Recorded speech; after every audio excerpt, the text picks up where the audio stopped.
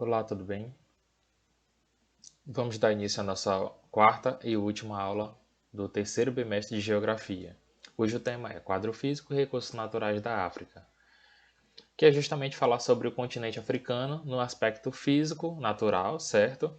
E, o que vai englobar também as riquezas naturais que esse continente vai ter e também falar sobre a questão dos relevos, das questões climáticas do continente, falar como a África como um todo, tá, gente? Não confundir com a África do Sul, e sim falar sobre o continente africano como um todo, tá? E começando pelo aspecto natural do relevo e hidrografia. E nesses dois aspectos, no relevo e na hidrografia, a África vai apresentar uma certa variação, tá? Tanto no relevo quanto na hidrografia, variação de rios, tá? De formas de rios, e também no relevo vai apresentar algumas diferenças, né? Algumas elevações, algumas partes que são bem planas, tá? E também algumas diferenças nos seus biomas, certo? Do que nós estamos acostumados aqui no Brasil, por exemplo, porque cada continente, cada país e até mesmo algumas vezes cada região de um país vai ter as suas diferenças e os seus biomas, tá? E mais especificamente sobre o relevo africano, nós vamos ter que falar sobre. E o relevo africano ele vai conter uma diferenciação na sua altitude, certo? Ficando aqui a parte norte, região norte do continente, com a parte mais baixa, né? A parte mais plana e também a parte mais baixa do continente. E ficando aqui a região sul, já com a parte mais alta do continente. Até aqui nas cores nós podemos observar nesse mapa, né, que a parte mais escuras são as que apresentam relevo mais alto, né, uma altitude mais elevada. Já em sua hidrografia, né, apesar de ter a maior parte do seu clima árido ou semiárido, né, a África apresenta sim grandes rios, né, apresenta assim uma hidrografia basicamente vasta, né? Inclusive tendo rios associados a antiguidades, né? E um dele é justamente o rio Nilo, né? Que na bibliografia, né, nós encontramos vários e vários registros de civilizações antigas que dependiam do rio Nilo. É o que eu sempre falo. Sempre que se tiver água, principalmente água potável, é a facilidade com que uma civilização antiga ou moderna vai ter de se desenvolver ali é claramente mais fácil, devido, afinal, a água ela é essencial à vida humana, né? É essencial à vida na Terra, de certa forma também, né?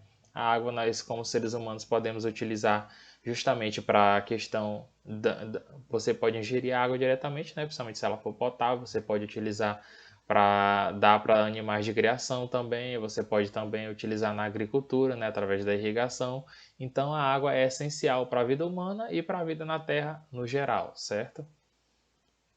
E além do Rio Nilo também nós vamos ter o Rio Níger, né, que é o terceiro rio de importância, né, e o terceiro rio com a maior extensão territorial do continente africano, né, que vai passar por vários e vários territórios ali que são importantes ao continente, né, e que também vai atrair várias cidades próximas, né. O Rio Nilo também, voltando ao assunto dele, né, vai possuir também, vai passar, né, por sua extensão territorial por dois capitais de países que são bem importantes e também tem a sua importância no rio Nilo. E além dos rios, né, nós temos também três lagos naturais que são considerados muito importantes, que são citados aqui no texto, tá, turma? E também outra coisa que é muito importante destacar, principalmente para vai ser muito falado no futuro, é sobre a água subterrânea, né? A África, o continente africano, ele possui de vasta volume de água subterrânea, tá, gente? Já é explorada de certa forma, assim como também temos aqui no Brasil e também já é explorada, apesar de ser pouco dito isso, tá? Mas estuda-se que no futuro pode ser que o ser humano possa consumir os recursos naturais, né, que estejam na nossa crosta, né, ou seja, a água, e a gente possa necessitar para algumas questões da água subterrânea, tá, gente? Então, por isso que isso é muito importante ser citado como hidrografia também, tá? clima e oferta hídrica. E o continente vai possuir, ou seja, possui vários tipos de climas, até porque ele é cortado pela linha do Equador e o meridiano de Greenwich. Então, isso faz com que haja uma variação de clima muito grande, certo? Porém, apesar de ter esses tipos de climas, a maioria são climas tropicais, né? São climas quentes, certo? Afinal, a gente conhece a África, é conhecida por isso, por ser um continente quente, apesar de ter sim em bem menos quantidade, mas ela possui sim climas que são considerados mais frios, né, mais amenos.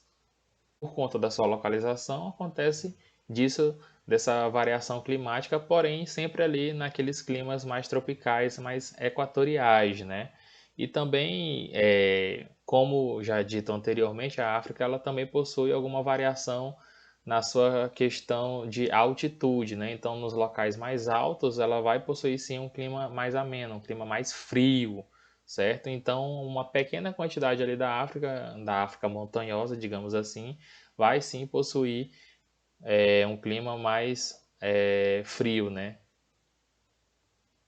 Pluviosidade e oferta hídrica. E acontece, olha só, uma coisa com a África parecida com o que acontece aqui, por exemplo, no nosso estado, né? A África, ela, apesar de ter esse clima quente, né, mas ela se encontra próximo boa parte do continente africano se encontra próximo da linha do Equador, assim como acontece como o Pará.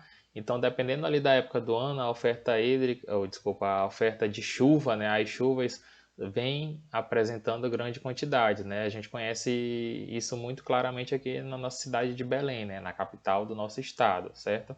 Itaituba também fica próximo da linha do Equador, mas não tão próximo como a nossa capital. Afinal, nosso estado apresenta um tamanho de território continental, né? Então, vai ter dentro do próprio estado essa variação de climática, certo? Vegetação e conservação ambiental. Bom, até mesmo por conta da sua diversidade, né, na variações climáticas e também em até mesmo biomas, né, a África ela vai possuir em sua maioria dois tipos de vegetação, né, que é a desértica e a savana, né, que são tão conhecidas por conta de documentários que saem, de séries e filmes que com certeza você aí já deve ter acompanhado ou visto na televisão alguma delas, certo? E com relação à conservação ambiental, né, nós sabemos que a África, até mesmo por conta também dessa variação climática, dessa diversidade e riqueza que nós temos também no continente africano, ela vai possuir sim uma biodiversidade enorme, ou seja, uma diversificação de vida, né, tanto na fauna quanto na flora. E aí nós entramos também na questão das espécies endêmicas, né? Que são espécies que se desenvolvem e só vivem ali, tá? Isso pode acontecer para a questão da fauna e também para a questão da flora, tá, gente? Lembrando que espécie endêmica é como elas são chamadas genericamente, tá? O que dá mais motivo ainda para que essas espécies sejam preservadas, certo? O que faz com que países desse continente cada vez mais demonstrem preocupação em preservar essas espécies endêmicas e também as espécies que estão ao seu redor, né? Ou seja, preservar a natureza como ela é originalmente. E aqui nós entramos numa alçada que a África é muito rica, né, que são os recursos minerais e energéticos, né? A África, ela tem muito petróleo, né, tanto na sua costa, né, tanto nos países do norte quanto na costa atlântica, certo? Isso faz com que alguns países, né, atualmente tenham um interesse muito visando a economia dos países africanos, certo? E também no passado isso já aconteceu, né? Principalmente na questão do ouro, né? Que a África também tem muita riqueza nos ouros, né? A gente pode ver uma semelhança no que aconteceu na África com o Brasil, né? Que desde a época da nossa colonização nós fomos explorados justamente por conter muito ouro, né? E também materiais que na época eram interessantes para os colonizadores explorarem, certo? E a África possuía e possui ainda muito ouro e também diamantes, certo? tem vários filmes que relatam isso, que é bem interessante de assistir. É o Diamante de Sangue, né, que mostra como alguns países, algumas potências econômicas fazem até, tentam desestabilizar a economia de alguns países e aplicarem golpes de Estado, né, ou seja, depor o presidente ou o líder daquela nação, justamente para conseguir ter mais facilidade na exploração dos minerais que ali naquele país possuem, certo? Já aconteceu no passado da exploração ser mais, digamos assim, descarada, né? Afinal, os países iam lá, invadiam o território através do seu imperialismo, né? Expansão territorial, e colonizavam aquele país, ou seja, exploravam seus minerais, né? Os seus recursos naturais que ali possuíam, certo? E levavam para o país que era, digamos assim, a sede, né? Daquela colônia africana. Hoje em dia já acontece de uma forma mais escondida, né? Digamos assim, debaixo dos panos, certo? E com isso damos fim à nossa aula, né? Nós pudemos observar que a África ela é muito rica em sua biodiversidade, rica até mesmo nas variações climáticas, nas questões das chuvas, dos biomas que ela possui, dos tipos de vegetação e dos recursos minerais, hídricos também do país, certo? Desculpa, do continente, né? A gente sempre tem que lembrar que quando falamos da África, falamos do continente africano, né? Assim como citei no início da aula. Muito obrigado a todos, até uma próxima.